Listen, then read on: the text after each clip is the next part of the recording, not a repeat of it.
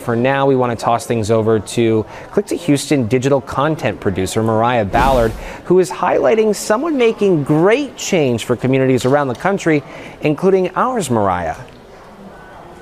Hey, good morning, Zach. So I'm here with Dieter Cantu, who is the founder of the Cantu Books. Good morning, how are you? I'm well, how about yourself? I'm doing good. So start with a little background of your passion for your project. Kind of explain this initiative to us. Oh yeah, my passion. So I'm originally from Chicago, Illinois.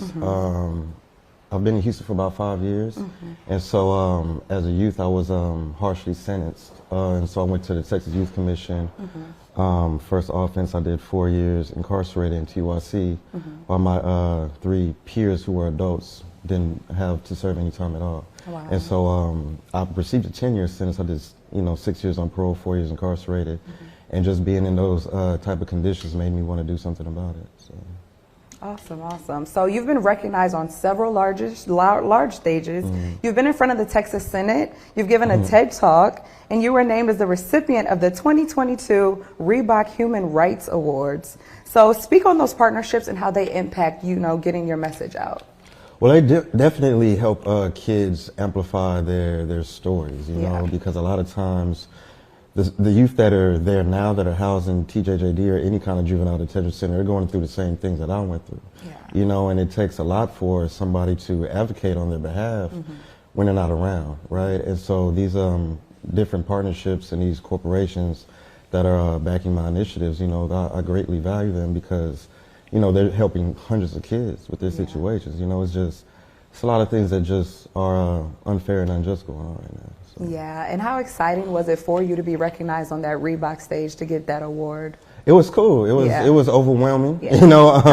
It was definitely a unique experience. So, but I met a lot of NBA players and people on ESPN that you just see through a television. Right. You know what I mean? And so to see them and actually have a real conversation with them about the change that needs to take place, it was refreshing. Awesome. So what are your thoughts about youth confinement? I know we've talked about it a little bit, but how do you feel? I know you can't give the full thought process behind it, but how's your initial thoughts? Like, what do you think about youth confinement in America and the justice system?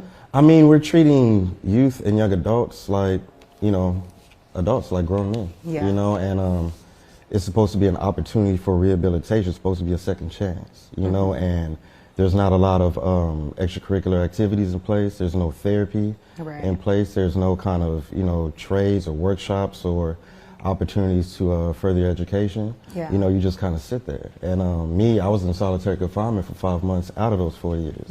And so just the cognitive, development that a child goes through, things need to change. There needs to be alternatives aside from just, locking a kid up. So. Now, those youth on the inside, do you develop bonds personally with them? And how have your books been in those, facilities? How have they helped those children?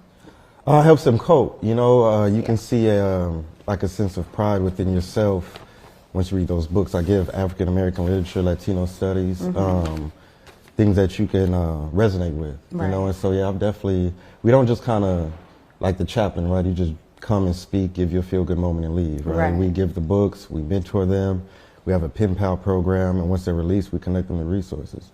Awesome. So definitely connected, have a lot of mentees across the state of Texas, you know what I mean? But we do a lot, and the books give them a sense of, enlightenment. Yeah, awesome. And really quickly, how can we help push your plan forward? If somebody wants to donate, where can they go? Or give some books, how can they help you out? Yeah, so we don't take monetary donations. Okay. And so you can volunteer, you can donate your time, and you can donate books. And so you can go to DieterCantu.com, DieterCantu.com, and everything you need to know is right there.